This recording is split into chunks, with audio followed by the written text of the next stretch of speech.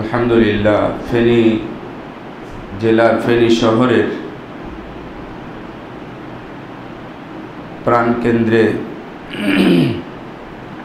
আজকের এই মাদ্রাসাতুল ইত্তেহাদ মাদ্রাসা এবং এই মসজিদ কমপ্লেক্স, এইখানে জুমার খুতবায় উপস্থিত হতে পেরে আল্লাহর দরবারে প্রথমেই শুকরিয়া আদায় করছি। আলহামদুলিল্লাহ।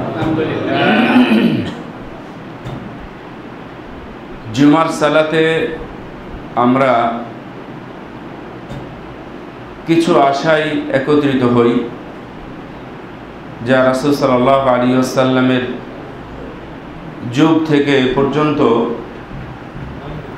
এটা একটি মহাদিন, ঐতিহাসিক দিন, ফজিলতের দিন, দোয়া কবুলের দিন, বরকতময় দিন হিসাবে গণ্য করা হয় এবং সত্যই এটা এর সাথে সম্পৃক্তও আছে। সেই দিনে আমাদের সবই হয়, বেশি বেশি করে ইমাম সাহেবরা বলেন আপনারা দুরূদ পড়েন, বেশি বেশি করে ইস্তেগফার করেন, সবই হয়। কিন্তু জুমার যে রূহ, প্রকৃত যে অধ্যায়, তা হলো জুমার খুতবা। এই জুমার খুতবাটা সহিভাবে সুন্নতি পদ্ধতিতে বা আন্তরিক রীতিতে এই জিনিসটা আমাদের দেশে পালিত হয় না। ম্যাক্সিমাম জায়গায় কিছু বেদাতি পদ্ধতি, শরীয়ত বিবর্জিত পদ্ধতি, বিভিন্ন পদ্ধতিতে জুমার সালাতগুলো হয়ে আসতেছে। তারই মাঝে শিরক বিদআতের বিভিন্ন আড্ডাখানার মধ্যেও এই ফেনী জেলার শহরের মধ্যে আপনাদের মতো গুটি কয়েক মুসলিম, প্রকৃত কিছু মুসলিম ভাইয়েরা এই আয়োজন করেছেন। এটা আমি মনে করি অনেক বড় একটি মাইল ফলক এবং আল্লাহর বিশেষ রহমত। আলহামদুলিল্লাহ। আল্লাহ রাব্বুল আলামিন আমাদের সবাইকে কোরআন এবং সহিহ সুন্নাহ ভিত্তিক মন ভরে প্রাণ ভরে 2 রাকাত সালাত আদায় করে আল্লাহর জমিনে সিজদা দেওয়ার এবং সুন্নাহ অনুযায়ী খুতবা পার করার আমাদের সুযোগ তৈরি করে দিয়েছেন। এই জন্য আল্লাহর কাছে শুকরিয়া আদায় করছি। আলহামদুলিল্লাহ। দরুদ ও শান্তির ধারা বর্ষিত হোক মুহাম্মদুর রাসূলুল্লাহ সাল্লাল্লাহু আলাইহি ওয়াসাল্লামের প্রতি, যার সুন্নাহ পালন করতে গিয়ে আমাদের অনেককেই মার খেতে হয়, যে সুন্নাহ পালন করতে গিয়ে সমাজে বিভিন্নভাবে লাঞ্ছিত হতে হয়। আপনার পাশের জেলায় লক্ষ্মীপুরে এক ভদ্র ছেলে মাগরিবের সালাতে গিয়ে একটু জোরে আমিন বলেছে। জোরে আমিন বলার কারণে মসজিদ থেকে তাকে পিটিয়ে রক্তাক্ত করে মসজিদ থেকে বেরিয়ে করে দিয়েছে। নাউযুবিল্লাহ। জাস্ট আমিন বলা। রাসূল সাল্লাল্লাহু আলাইহি ওয়াসাল্লাম বলছেন, ওয়া ইন্না মিন ওয়ারাইকুম জামান সাবর লিল মুতামাসসিকিনা আজরু 50 শাহীদা। ওয়া ইন্না মিন ওয়ারাইকুম জামান, তোমাদের পরেই একটা যুগ আসবে, সময় আসবে, তখন সুন্নাতের মূল্যায়ন হবে না। সুন্নাতের অবমূল্যায়ন, সুন্নাতের অপমান, সুন্নাত অবহেলার যুগে যারা ধৈর্যের সাথে মোকাবেলা করে সুন্নাত আমল করবে, সুন্নাতের সাথে সম্পৃক্ত থাকবে, একটা সুন্নাতের জন্য তাদের 50 জন শহীদের মর্যাদা দেওয়া হবে। সুবহানাল্লাহ। এটা ফরজ আদায়ের ক্ষেত্রে বললেন না, কোনো ওয়াজিব আদায়ের ক্ষেত্রে বললেন না, সুন্নাতের বেলায় বললেন। তার কারণ কি? সুন্নাত মানুষের কাছে খুবই অবহেলিত।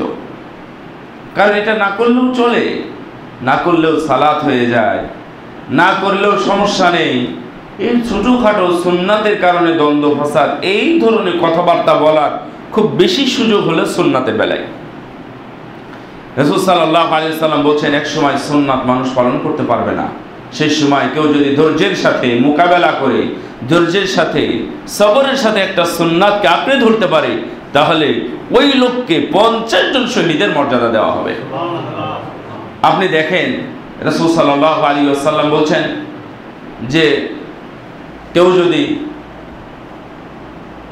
এই যে আমিন বলার কথাই বললাম, আমিন বলে, আমিনটা যদি ইমাম সাহেব ফেরেশতাদের আমিনের সাথে মিলে যায়, ইমাম সাহেব যখন আমিন বলবে তখন তোমরা আমিন বলবে, এগুলো স্পষ্ট সব সহিহ হাদিস।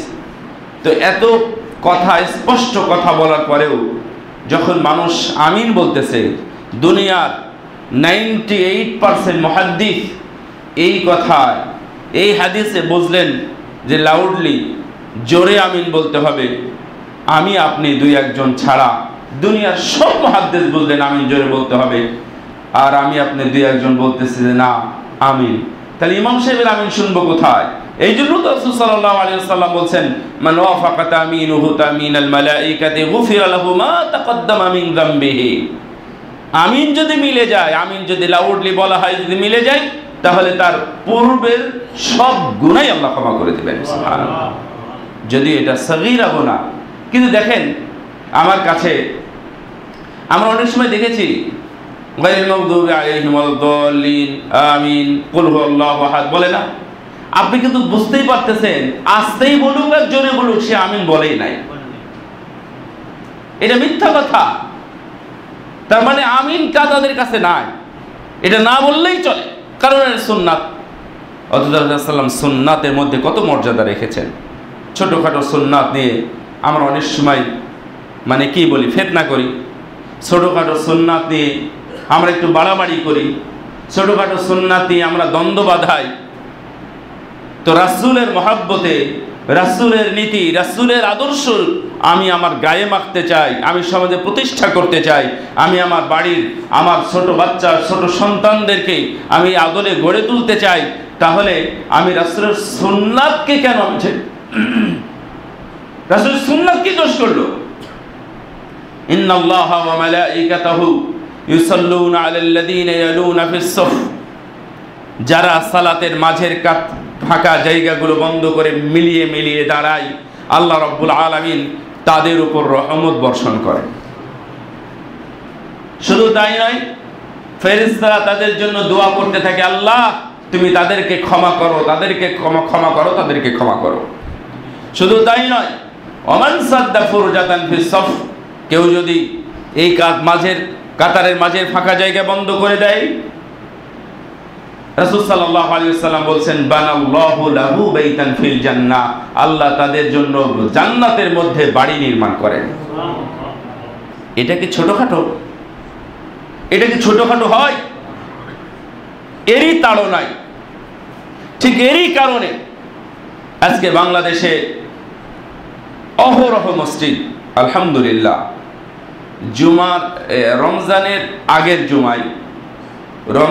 আগের জুমায়, সেটা ফেব্রুয়ারি মাসের লাস্ট জুমা হবে, সেই ফেব্রুয়ারি মাসের লাস্ট জুমায় আমরা মোটামুটি হিসাব করে দেখলাম প্রায় 15-20টা মসজিদ নতুনভাবে উদ্বোধন হয়েছে। আলহামদুলিল্লাহ। মসজিদ নতুন হওয়া এটা ভালো, যদি সেটা দ্বন্দ্ব ফাসাদ না করে বা ইসলামের ক্ষতির জন্য না হয়। ইসলামের ক্ষতির জন্য হলে সেটা মসজিদে দেরা। তারই ধারাবাহিকতায় বা ওই সমসাময়িক সময়ে আমাদের এই মাদ্রাসাতুল ইত্তিহাদ মসজিদ মাদ্রাসার এখানে জুমাটাও শুরু হয় উদ্বোধনী জুমার মাধ্যমে। তারই ধারাবাহিকতায় আজকে 18 আজকে 18তম জুমার খুতবা পরিপূর্ণভাবে সহিহ সুন্নাহ ভিত্তিক, আল্লাহর সন্তুষ্টির জন্য আল্লাহর জমিনে আমরা সহিভাবে 2টা সেজদা দিতে পারতেছি, এই জন্য আল্লাহর শুকরিয়া, আলহামদুলিল্লাহ। আল্লাহ যেন আমাদের এই মাদ্রাসাতুল ইত্তিহাদ মসজিদ মাদ্রাসাকে আল্লাহ যেন কবুল করে নেন। আমরা যেটা আপনারা করেছেন এর বিনিময়ে জাযায়ে খায়র, উত্তম বিনিময়ে আল্লাহ যেন জান্নাতের সদস্য হিসেবে কবুল করে নেন, আমিন। বারাকাল্লাহু ফিকুম। রমজান পরবর্তী, রমজানের পরে প্রথম খুতবা আজকে আমি আল কানাআতু বিল কলিল ওয়াল ইসতিমতাউ বিল কলিল, তথা যা আছে তার উপরই সন্তুষ্ট থাকা, যা আছে তার উপরেই সন্তুষ্ট থাকা, কম হোক বেশি হোক, বড় হোক আর ছোট হোক, চাকরি বেতন কম হোক আর বেশি হোক, আপনার বাড়িতে কাদা মাটির হোক অথবা বিল্ডিং হোক, আপনার বাড়িতে ফ্যান হোক, এসি হোক অথবা দুইটার কোনোটাই না হোক, আমরা যে কোনো পর্যায়ে থেকে আল্লাহর উপর সন্তুষ্ট থাকতে চাই। এটাকে বলা হয় আল কানাআতু বিল কলিল ওয়াল ইসতিমতাউ বিল কলিল ওয়ার রিদা মা আ'তাহু আল্লাহু আলাইহি। আল্লাহ রাব্বুল আলামিন যা আমাকে দিয়েছেন তার উপরই সন্তুষ্ট থাকা। আমার গায়ের রং কেমন, ওর তুলনায় কেমন, এটা দেখার কোনো প্রয়োজন নেই, কারণ আমাকে আল্লাহ যেটা দিয়েছেন আমি তাতেই সন্তুষ্ট। ও বেটে, আমি ছোট, ও হলো লম্বা, ওর চুল মাথায় অনেক চুল আছে, আমার মাথায় চুল খুবই কম, আমার নাকটা একটু ছোট, ওর নাকটা একটু বড়, ওর মেধাটা অনেক বেশি, আমার মেধাটা একটু কম। এইগুলোর কোনো কারণেই হতাশা, নিরাশা অথবা না পাওয়ার যে বেদনা, এটা কোনোটাই ভিতরে রাখা যাবে না। আলী ইবনে আবি তালিব রাদিয়াল্লাহু তাআলা আনহু বলতেছেন,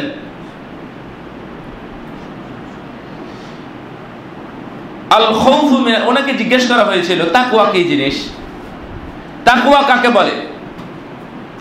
উনি এর উত্তরে বলেছিলেন আল খাউফু মিনাল জালিল, তাকওয়াটা হলো মহান আল্লাহর মহত্বকে ভয় পাওয়া, ক্ষমতাকে ভয় পাওয়া।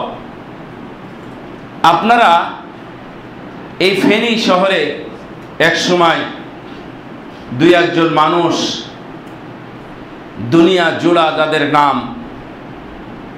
গডফাদার, নষ্ট, ভ্রষ্ট এবং বেয়াদব, এই ধরনের মানুষের কারণে ফেনী শহর মানে ত্রাসের রাজ্য তৈরি হয়েছিল। তাদেরকে অনেক মানুষই ভয় পেত। ভয় পেত না এরকম মানুষ কমই ছিল, সবাই, তার পাশের লোক হোক, আত্মীয় হোক, তার বিরোধী দল হোক, বিরোধী দল হলে তো কোনো কথাই নেই, সবাই ভয়ে ছিল। একটু খেয়াল করেন আলী ইবনে আবি তালিবের বক্তব্যটা, যে ওয়াল খাউফু মিনাল জালিল, মহান আল্লাহর মহা ক্ষমতাকে ভয় পাওয়া। আমরা কয়জন পাই? শক্তিকে ভয় পাওয়া। আপনি কি খেয়াল করেছেন যে আল্লাহর শক্তিকে আমরা কেউ ভয় পাচ্ছি না? আমরা একটা ছোট্ট মৌমাছির ভয়ে অনেক সময় লুকিয়ে ফেলি নিজেকে, তাই না? আমরা বড় বড় হাতি, সেটাকে অনেক সময় কিছুই মনে করি না, কিন্তু কোনো কিছু কাছে চলে আসলে তার চাইতে 100 গুণ, অর্থাৎ 100 গুণ ছোট এই ধরনের কোনো প্রাণীও যদি আপনার কাছে আসে তাহলে আপনি ভয় পান, অথচ আল্লাহর মহা ক্ষমতাকে আপনি ভয় পান না। যে কোনো সময় আমার এই বাড়ি ঘর তছনছ হয়ে যেতে পারে, যে কোনো সময় আগুন, অদৃশ্য আগুন এসে সবগুলো পুড়িয়ে ছারখার হয়ে যেতে পারে, যে কোনো সময় হঠাৎ বন্যার পানি এসে আমার ফসল, বাড়ি গাড়ি, এমনকি ঐতিহাসিকভাবে গত 40 বছরেও ফেনীবাসী যেটা দেখে নাই তা হলো ফেনী শহরে শুধু স্বাভাবিক নয়, জলাবদ্ধতা নয়, বাহিরের পানি এসে বন্যায় সয়লাভ হয়ে যাওয়া ফেনীবাসী তো অনেক মানুষই দেখে নাই। বিগত 40 বছর মানুষ যেটা দেখে নাই সেটা দেখেছে। এগুলো কি আল্লাহর শক্তি না? এই শক্তিকে কেউ ভয় পায় না। মনে রাখবেন, আল্লাহর শক্তিকে ভয় পেতে হবে। আপনি জানেন আল্লাহ রাব্বুল আলামিন কত জাতের চোখ নাই করে দিয়েছে। চোখ থাকলে নষ্ট হলে ট্রিটমেন্ট হয়, চোখ নাই ট্রিটমেন্ট করবেন কি? চোখ যখন উঠিয়ে ফেলে অথবা চোখগুলো একবারে তমাসনা আয়ুনাহুম, আল্লাহ বলতেছেন যে আমি তাদের চোখগুলোকে নাই করে দিয়েছিলাম, এর ট্রিটমেন্ট হবে? এটা আল্লাহর শক্তি। আল্লাহ রাব্বুল আলামিন কত জাতিকে তুলে আছাড় দিয়ে উল্টাই দিয়েছেন, তছনছ করে দিয়েছেন। ফেরেশতারা এসে শুধু উল্টাই দিয়েছেন, জাস্ট এই জাতি আছে, কিন্তু আমি আপনি যা আছে এভাবে উল্টাই গেলাম। তাহলে এই জাতি থাকে? এইভাবেই আল্লাহ রাব্বুল আলামিন শক্তি দেখিয়েছেন এবং শক্তি দিয়ে জাতিকে পরীক্ষা করেছেন, কিন্তু আল্লাহর সেই শক্তি তো নষ্ট হয় নাই, আল্লাহর সেই শক্তি তো খর্ব হয় নাই। এবার আলী ইবনে আবি তালিব রাদিয়াল্লাহু তাআলা আনহু ওই সংজ্ঞায় কয়েকটা বিষয় আছে, তার মধ্যে অন্যতম একটা বিষয় হলো আল কানাআতু বিল কলিল, তোমার যা আছে তাতেই সন্তুষ্ট থাকো, তাহলে তো মুত্তাকি। আপনারা সবাই নিজেকে মুত্তাকি দাবি করছেন। আমি সিয়াম রেখেছি, তার মানে আমার মধ্যে তাকওয়া আছে। আমি কুরবানি দিই, তার মানে আমার মধ্যে তাকওয়া আছে। আমি সালাত আদায় করি, তার মানে আমার মধ্যে তাকওয়া আছে। আল্লাযীনা ইউকিমুনাস সালাতা ওয়া মিম্মা রাযাকনাহুম ইউনফিকুন, আছে না? তার মানে আমি মুসল্লি, আমি মুত্তাকি। আমি যাকাত দিই, দান করি, তার মানে আমি মুত্তাকি। আমি কুরবানি দিই, আমি হজ করি, আমি মুত্তাকি। ওয়াত্তাকুন ইয়া উলিল আলবাব, হাজীদেরকে আল্লাহ বলতেছেন, এই হাজীরা তোমরা আমাকে ভয় করো, মুত্তাকি হও। তোমরা হজ করতে যাও, ব্যাগ বস্তার টিকিট হোক, পাসপোর্ট হোক, ভিসা হোক, যা কিছু ইহরামের কাপড় সবই নাও, কিন্তু ওয়ালাকিন কি গো এটা, খায়রুজ যাত আত-তাকওয়া। তোমরা যে এগুলো নেবে, আমরা পাথেয় হিসেবে কি বলি, এই কিছু শুকনা খাবার, তারপরে পাসপোর্ট লাগবে, ভিসা লাগবে, টিকিট লাগবে, তারপরে কোনো প্রসেসিং লাগবে ইত্যাদি। এগুলো হচ্ছে আমাদের পাথেয়। কিছু টাকা, ডলার ইনভেস্টমেন্ট অথবা কিছু রিয়াল লাগবে, এগুলো হচ্ছে আমাদের পাথেয়। আল্লাহ বলে দিয়েছেন, এই হাজিরা ভুলে যেও না। উত্তম উত্তম তাকওয়া খায়রুজ যাতু আত-তাকওয়া, তোমাদের সর্বোত্তম পাথেয় হলো তাকওয়া, এটা ভুলে যেও না। তাহলে আপনি যদি তাকওয়াশীল মুত্তাকি হতে চান, মুত্তাকির গুণ যদি আপনার মধ্যে থাকে, তাহলে আমি বুঝবো ওয়াল কানাআতু বিল কলিল ওয়াল ইসতি'দাদু লিয়াউমির রহিল, যে আপনি যা আছে তার উপরে সন্তুষ্ট আছেন, আলহামদুলিল্লাহ। একটু মন ভরে বলেন আলহামদুলিল্লাহ। আমাদের কোনো অভিযোগ থাকে না। আমার মিশরি বন্ধু গল্প শুনিয়েছিল,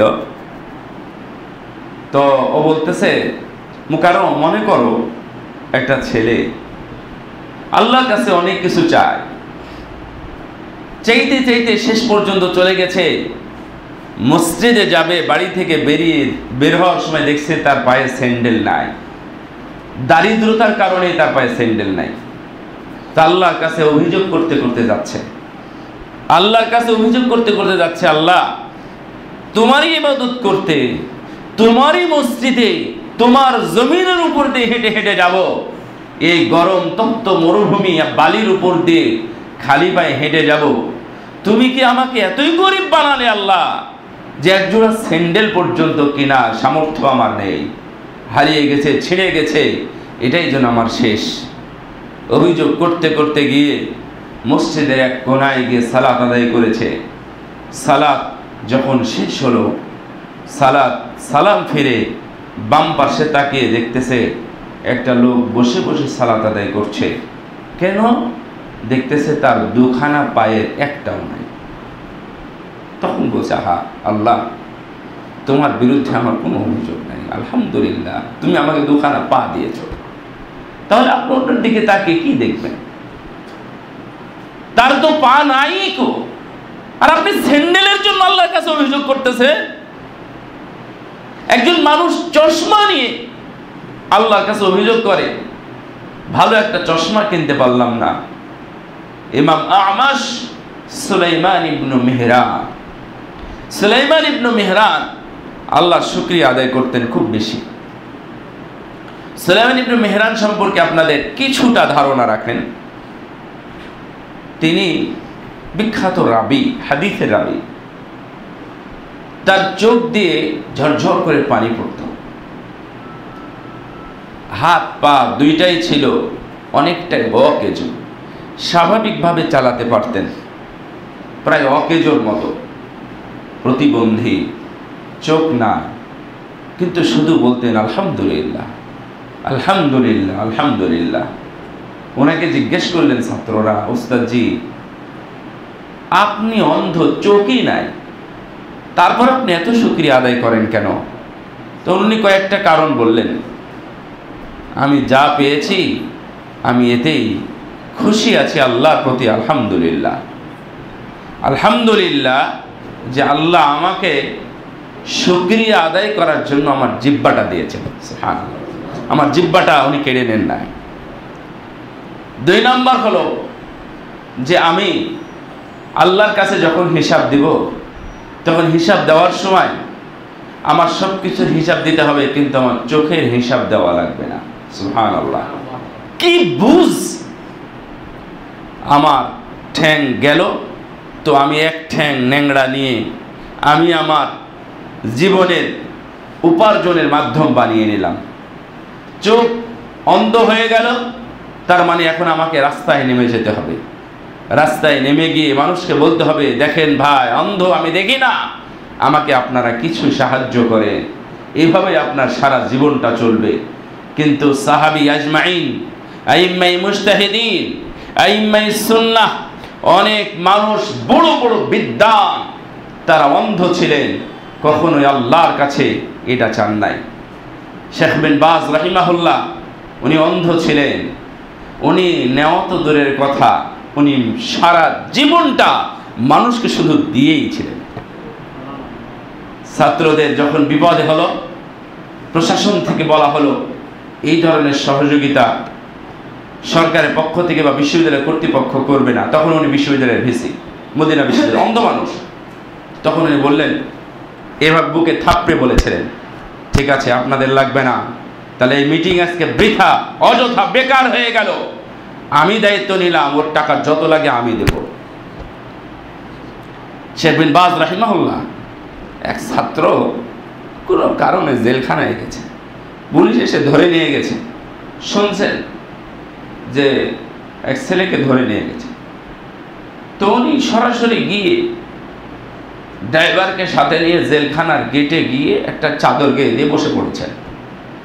মুফতি আম, সৌদি আরবের এত বড় আলেম, গ্র্যান্ড মুফতি, যার এক কথায় সেই সময়ের রাজা বাদশারা তার কাছে চলে আসতো, তিনি গিয়ে বসে পড়ে আছেন।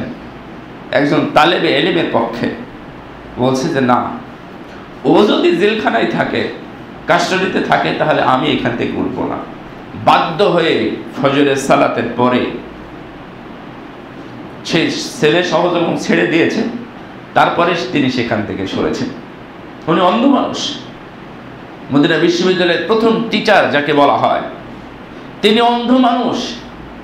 আমি তার কাছে সহিহ বুখারীর দার্স নিয়েছি বেশ কয়েক বছর, প্রায় 35-36 বছর চোখের আলোহীন অবস্থায় মসজিদে নববীতে, যেখানে 36টা চ্যানেলে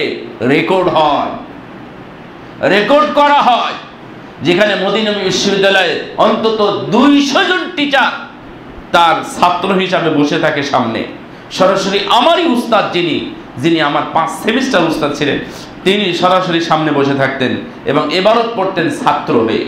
জাদ্রের একজন উস্তাদ আব্দুর রহমান মুহাম্মদ আর রুশাইদান, তিনি পড়তেন এই আব্দুল মহসিন আব্বাদের কাছে, অর্থাৎ উনি অন্ধ মানুষ পড়াচ্ছেন সহিহ বুখারীর দাস, অন্ধ মানুষ।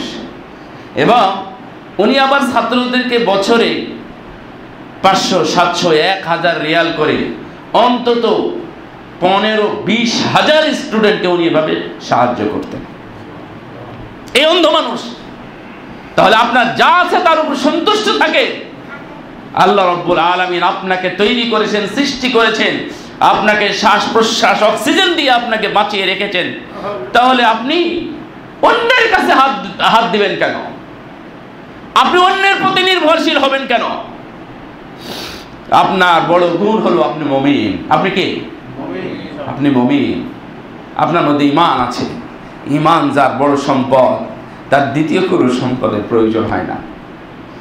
ইন্নাল্লাযীনা ক্বালু রাব্বুনাল্লাহ, যারা বলে যে আমাদের রব আল্লাহ। আমাদের রব কে? আমাদের রব কে? আল্লাহ। এটা মুখে বলে, বলার পরে এর উপরে অটল থাকে, এর উপরে অটল থাকে, কোনো কিছু করে না। তার বৈশ্বিক জীবন বলেন, আখিরাতের জীবন বলেন, পারিবারিক জীবন বলেন, রাষ্ট্রীয় জীবন বলেন, সংসদ ভবন বলেন, আর এসপি বলেন, ডিসিতে বলেন, যেখানে যে অফিসে যাবে সর্বক্ষেত্রে বলে যে না, আমি আল্লাহ, আমার রব আল্লাহ, আমি অন্য কারো কাছে মাথা নত করি না। সুম্মাস্তাকামু, তাহলে কি হবে? তাতানাজ্জালু আলাইহিমুল মালাইকা, মৃত্যুর সময় সবচেয়ে কঠিন সময় মানুষের, এটা ভয়ের সময়, ত্রাসের সময়, মানুষ ভয় পায়। ফেরেশতা এসে বলবে, আরে ভয় পেও না, আমরা আছি। সুবহানাল্লাহ। এই সময় জেলখানায় যাচ্ছেন, আপনার রিমান্ড মঞ্জুর হয়ে গেছে, তো রিমান্ডের পুলিশ প্রধান এসে আপনাকে সান্ত্বনা দিয়ে যাচ্ছে, আরে তুমি চিন্তা করো কেন, আমি তো আছি। ভাতিজা তুমি চিন্তা করো না, আমি এর ব্যবস্থা করব। তাহলে আপনাকে রিমান্ডে আর ভয় লাগবে? আল্লাহ বলতেছেন ওয়ালা তাহজানু, ওই ফেরেশতারা এসে বলবে তোমরা চিন্তাও করো না। চিন্তা মানে আমার মৃত্যুর পরে কি হবে, আমি কোথায় যাব, আমি জান্নাতি নাকি জাহান্নামী, আল্লাহ কি জিজ্ঞাসা করবেন, আমি কি উত্তর দেব, এটা হলো চিন্তা। এটা ভয় না, এটা চিন্তা।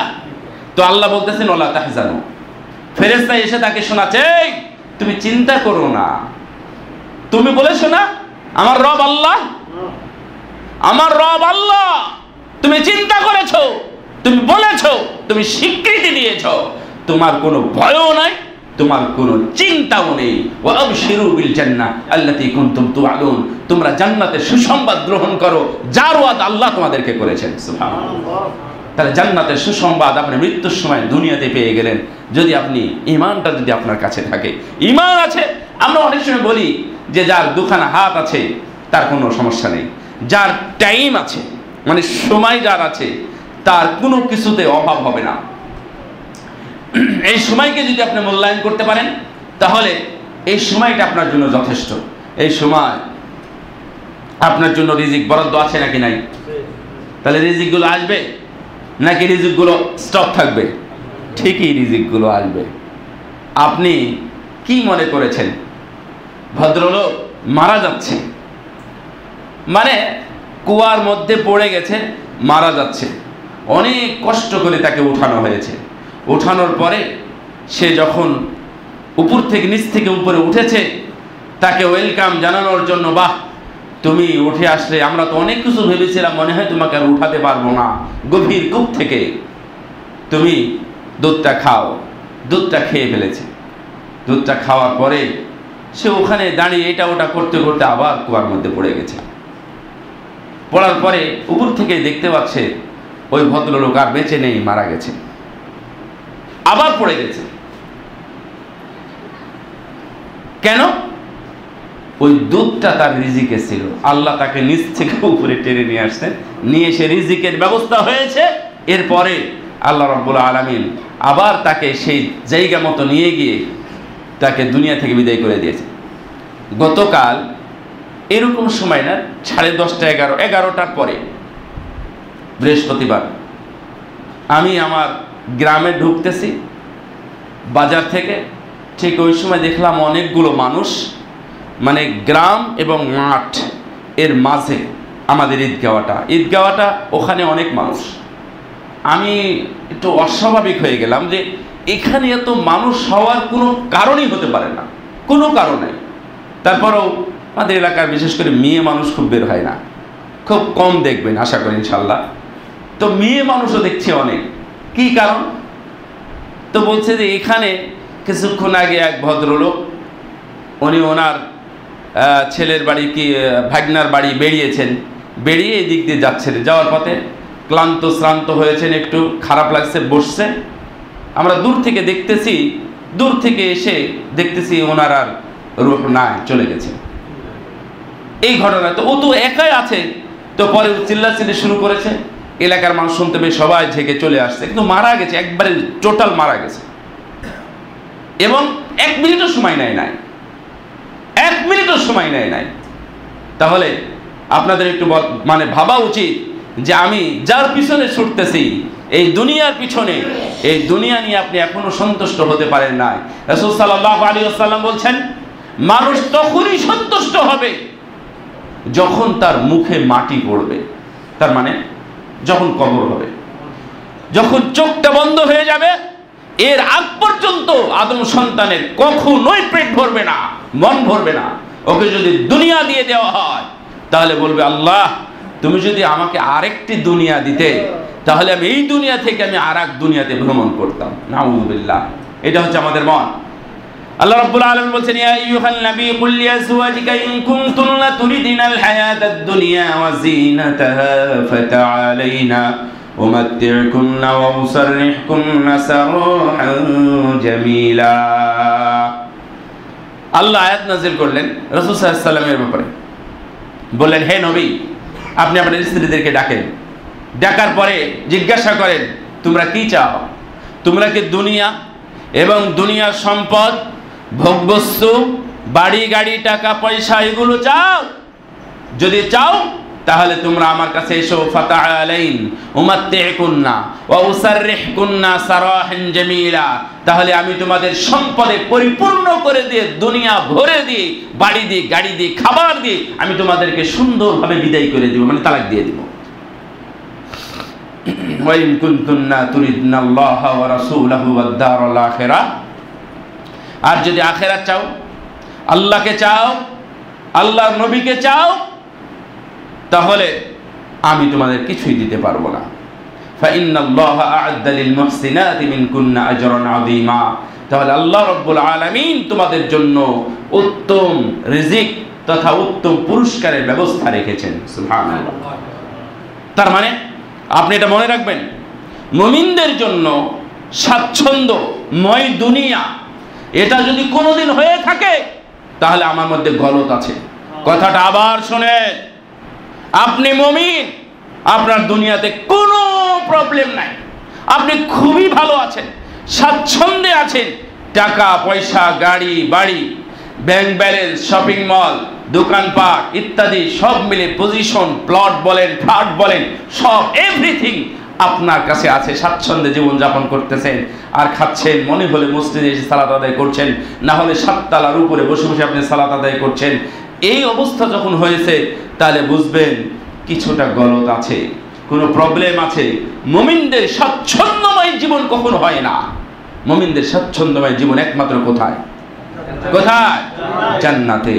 জিজ্ঞাসা করা হয়েছিল ইমাম আহমদ বিন হাম্বল রাহিমাহুল্লাহকে, মাতার রাহা, আমাদের সুখ কোথায়, আমাদের স্বাচ্ছন্দ্য কোথায়, আমাদের প্রশান্তি কোথায়, কখন আমাদের প্রশান্তি আসবে?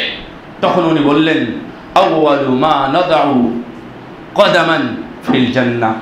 আমাদের এই পাটা যখন আমরা জান্নাতের মধ্যে রাখতে পারবো, ঠিক তখনই মুমিনদের প্রশান্তি, ঠিক তখনই মুমিনদের হচ্ছে আত্মিক তৃপ্তি, শান্তি। এর আগে মুমিনদের কোনো আত্মিক তৃপ্তি বা শান্তি নাই, কখনোই হবে না। রাসূলুল্লাহ সাল্লাল্লাহু আলাইহি ওয়াসাল্লাম কি বলছেন? আয়েশা, কয়েকদিন থামো, আর কয়েকদিনের জন্য একটু কষ্ট করো। মানে তার মানে দুনিয়ার জীবনটা কি কষ্ট, আর আপনি সুখের সুখের রাজ্য বানিয়ে ফেলেছেন। আপনার তো কোনো প্রবলেম নাই। অসুখ হয়েছে, মারা গেছে, অসুখ হয় নাই, না হয়ে মারা গেছে, সারা জীবন কোনোদিন অসুখ ভোগ করে নাই। একজন সাহাবী প্যান করতেছে, জোরে জোরে কথা বলতেছে, ইয়া রাসূলুল্লাহ, এই লোকটা যে কত ভালো ছিল, এই লোকটার জীবনে কোনোদিন কষ্ট নাই, কিচ্ছু নাই, কত সুন্দরভাবে যে মারা গেল, তার জীবনটা না কতই সুন্দর। আল্লাহর নবী শুনতে শুনতে একটু বিরক্ত হয়ে গেছেন, তখন বলে, চুপ করো, আমি দেখতে পাচ্ছি ওর জন্য জাহান্নামের আগুন অপেক্ষা করতেছে। নাউযুবিল্লাহ। কেন? এটার উদ্দেশ্য হলো, দুনিয়াবী জীবন যদি কেউ কষ্ট ভোগ না করে, এত সোনার চামচে দুধ খেয়ে বড় হওয়ার চেষ্টা করবেন না, এত পাওয়ার চেষ্টা করবেন না। যদি দুনিয়াবী জীবনে কষ্ট না হয়, তাহলে আপনার জন্য বরাদ্দ কষ্টটা পুরোটাই আখিরাতে দেওয়া হবে। আর এ হবে লাহি আসাদ্দু মিনাল হাদিদ, এটা হবে সবচেয়ে বেশি কঠিন এবং বেশি আযাবদায়ক, বেশি যন্ত্রণাদায়ক। এটা কি আপনারা চান?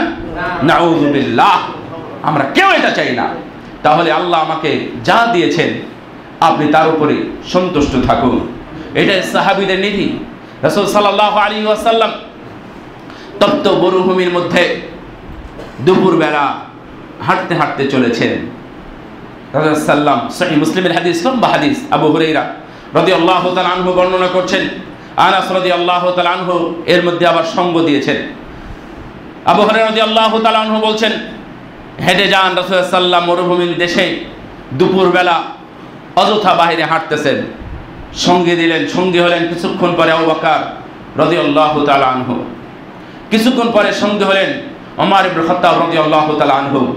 দুনিয়ার সর্বশ্রেষ্ঠ মানুষ মুহাম্মদ সাল্লাল্লাহু আলাইহি ওয়াসাল্লাম, উম্মতে মুহাম্মাদের সর্বশ্রেষ্ঠ দুইজন মানুষ আবু বকর ওমর, দুইজনে মরুভূমির তপ্ত মরুভূমির মধ্যে গরমের মধ্যে দুপুরবেলা হেঁটে চলেছেন। হঠাৎ করে থেমে জিজ্ঞাসা করলেন, আবু বকর কি খবর, বাড়ি থেকে বের হলে কেন? তখন আবু বকর ওমর বললেন, ইয়া রাসূলুল্লাহ। দুইজনে আলাদা আলাদা করে বলতেছেন, হাদিস আলাদা করেই আছে, একই কথা বলেছেন দুইজনে একসাথে বলতেছে। বললেন, ইয়া রাসূলুল্লাহ, ক্ষুধার যন্ত্রণায়। আল্লাহু আকবার, ক্ষুধার যন্ত্রণায়, ক্ষুধার যন্ত্রণায় বেরিয়ে গেছেন।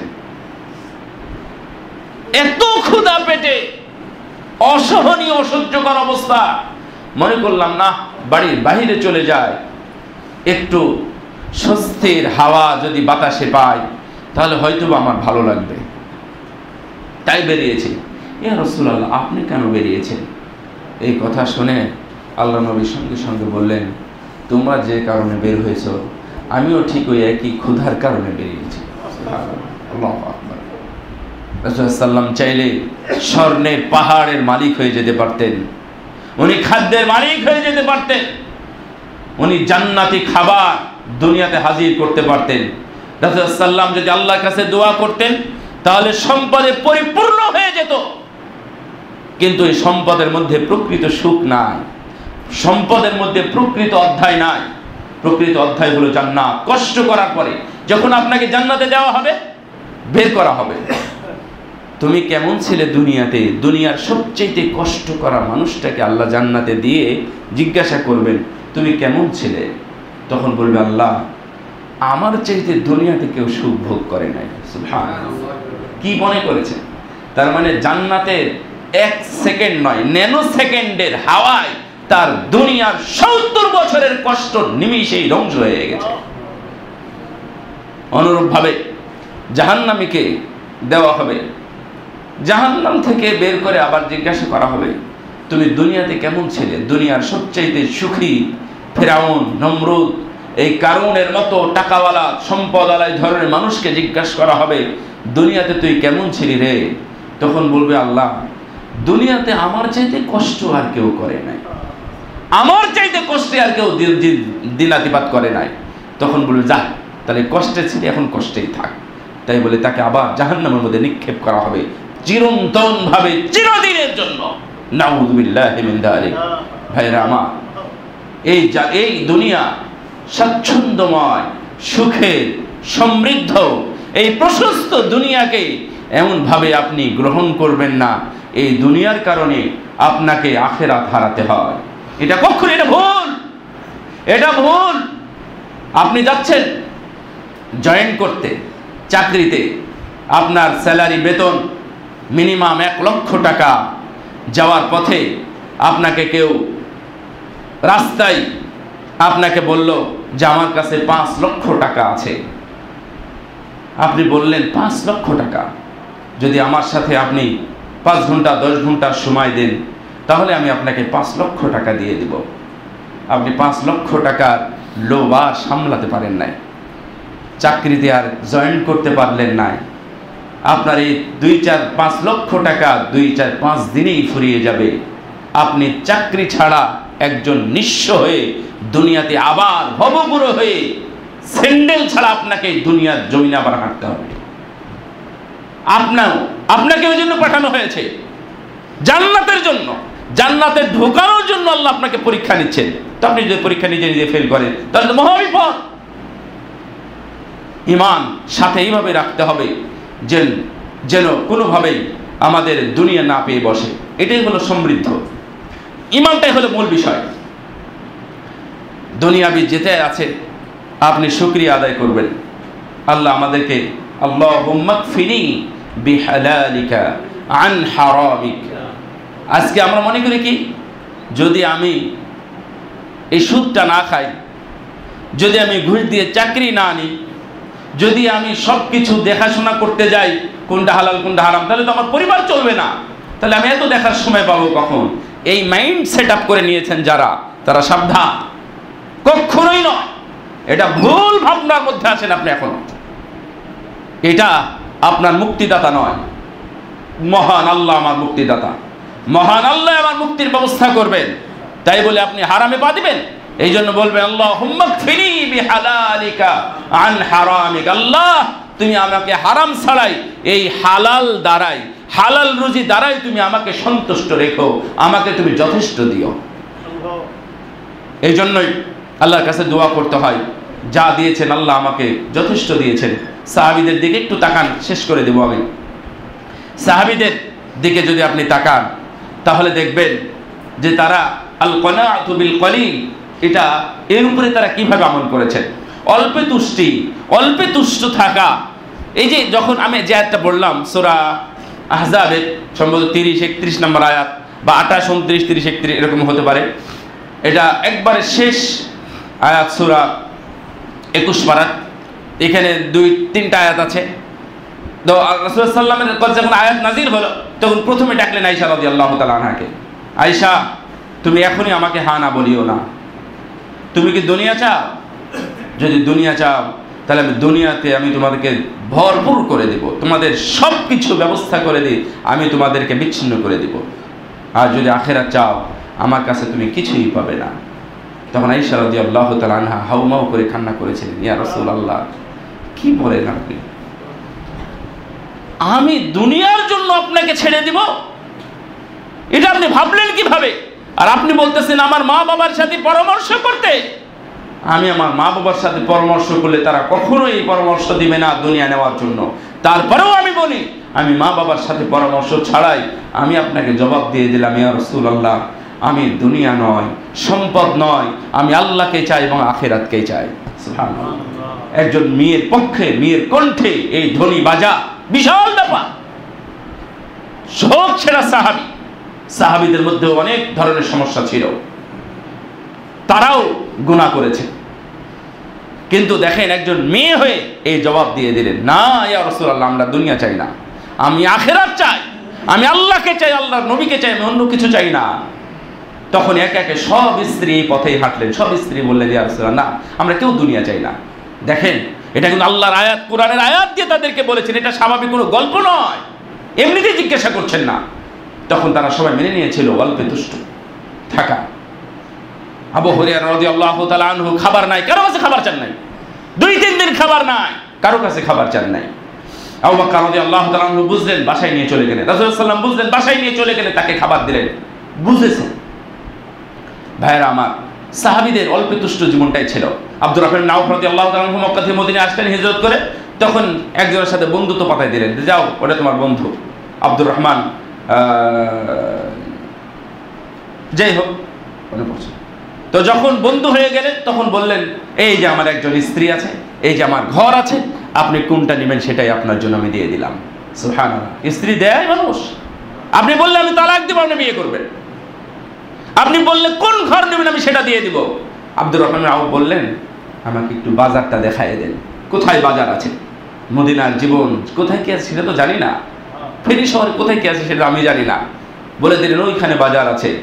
জান্নাতি একজন সাহাবী, সুবহানাল্লাহ, জান্নাতি একজন সাহাবী চলে গেছেন মাঠে, জঙ্গলে কাঠ কাটতে, কারণ উনি হালাল খাবেন। উনি কারো নির্ভরযোগ্য হতে চান না, কারো দিক থেকে উনি নির্ভরশীল হতে চান না, উনি নিজেই নির্ভরশীল হতে চান, আল্লাহর উপর ভরসা করে। উনি চলে গেছেন কাঠ কুড়াতে, কাঠ কুড়িয়ে বাজারে বিক্রি করে খাবার খেয়ে সে আবার পরের সন্ধ্যার জন্য উনি খাবার কিনে নিয়ে চলে আসছেন। সুবহানাল্লাহ। এইভাবে তারা জিনাতিপাত করেছেন। আর আপনি এত কি পেয়েছেন? আহাদ আহাদ বলেছেন বিলাল রাদিয়াল্লাহু তাআলা আনহু। এত নির্যাতনের পরেও একবারের জন্য বলেন নাই না আমি তোমাদের কথা মেনে নিলাম, বলেছিলেন? ঈমান তাদের এত শক্ত ছিল, আর যা আছে তাতেই তারা মেনে নিয়েছিলেন। আপনার তো অনেক আছে, আজকে মেহমানের খাবার পায় না। ইন্নামা নুতিমুকুম লিওয়াজহিল্লাহ লা নুরিদু মিনকুম জাযাআ ওয়ালা শুকুরা। আল্লাহ রাব্বুল আলামিন তাদের আচরণগুলো, মুমিনদের আচরণ চরিত্রগুলোর কথা বলে দিয়েছেন যে আমরা মানুষকে খাওয়াই কিছু পাওয়ার জন্য নয়, গিফটের জন্য নয়, কোনো উপঢৌকনের জন্য নয়, কোনো টাকা পয়সার জন্য নয়, ওই মানুষকে খুশি করার জন্য নয়, আমরা আল্লাহকে খুশি করার জন্য আমরা মানুষকে খাওয়াই। অথচ আপনি দেখেন যে এর উল্টা আমাদের মধ্যে হয়ে গেছে।